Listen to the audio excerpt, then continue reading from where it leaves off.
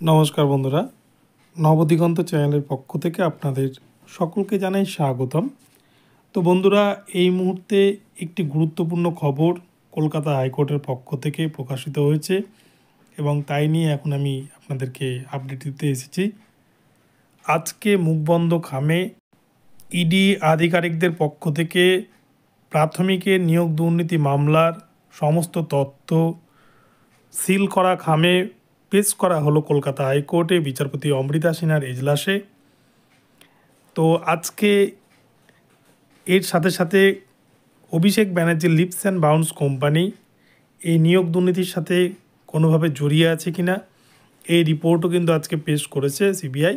তো আজকে এই বিষয়টি নিয়ে আপনাদের সাথে আমি আলোচনা করব। তো আপনারা সম্পূর্ণ ভিডিওটি স্কিপ না করে প্রথম থেকে শেষ পর্যন্ত দেখতে থাকুন। এই ভিডিওর মাধ্যমে আপনারা অনেক ইনফরমেশন পেয়ে যাবেন। তবে তার আগে বলে রাখি, আমার চ্যানেলে যারা আপনারা নতুন এসেছেন আপনারা কিন্তু অবশ্যই আমার চ্যানেলটিকে সাবস্ক্রাইব করে অল নোটিফিকেশন অন করে রাখবেন। তো চলুন বন্ধুরা, আমরা এবারে আজকের এই ভিডিওটি সম্পর্কে বিস্তারিত আপডেট জেনে নিই।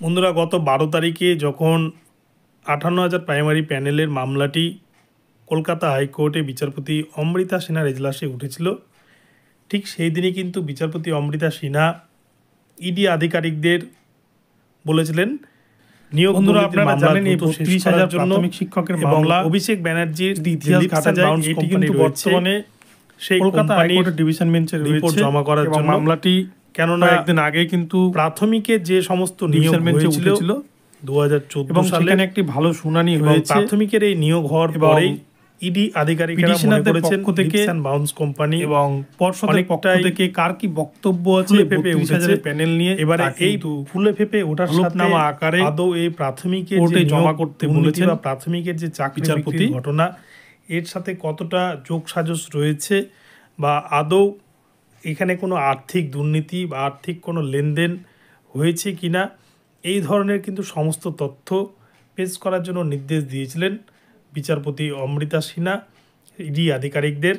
এবং এই মামলাটি কিন্তু আগামী 20 ডিসেম্বরে বিচারপতি অমৃতা সিনহার এজলাসে উঠবে এবং ওই দিনই হয়তো এই মামলার ফাইনাল জাজমেন্ট হবে।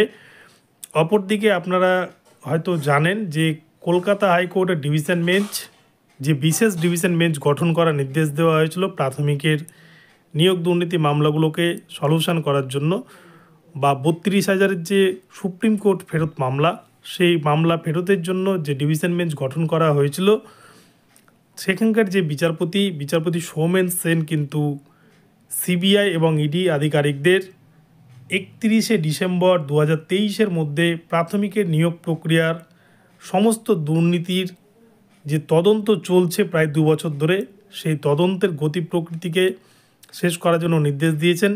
অর্থাৎ 31 ডিসেম্বর 2023-ই কিন্তু ডেডলাইন। এর মধ্যেই সমস্ত নিয়োগ দুর্নীতির রিপোর্ট কলকাতা হাইকোর্টে জমা করতে হবে এবং সেই জন্য কিন্তু সিবিআই এবং ইডি আধিকারিকরা ঘোড়ার গতিতে কিন্তু কাজ করছে। অর্থাৎ ঘোড়া যেরকমভাবে দৌড়ায় সেইভাবে কিন্তু তদন্তের গতি প্রকৃতি এগোচ্ছে এবং তারই ফলশ্রুতি হিসাবে আজকে কিন্তু বিচারপতি অমৃতা সিনহার এজলাসে সিল করা খামে বা মুখবন্ধ খামে ইডি আধিকারিকেরা প্রাথমিকের নিয়োগ দুর্নীতির সমস্ত রিপোর্ট পেশ করেছেন এবং লিপস অ্যান্ড বাউন্স কোম্পানি, যে কোম্পানির কিন্তু কর্মকর্তা অভিষেক ব্যানার্জি বলে শোনা যাচ্ছে ইডি আধিকারিকদের মুখ থেকে, তো এর সাথে আদৌ কোনো অভিষেক বাবুর সাথে বা লিপস অ্যান্ড বাউন্স কোম্পানির সাথে যোগসাজশ রয়েছে কিনা এটাই কিন্তু বড় প্রশ্ন। আর এই রিপোর্ট যেদিন প্রকাশ করবে আদালতে, সেদিন কিন্তু এই সম্পর্কে গুরুত্বপূর্ণ তথ্য আপনারা জানতে পারবেন।